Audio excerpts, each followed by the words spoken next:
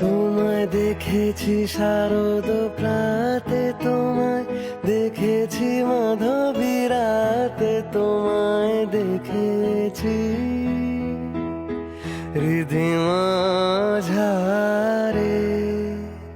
ও গো বিদেশিনী, আমি আকাশে পাতিয়া কান, শুনেছি শুনেছি তোমারই গান।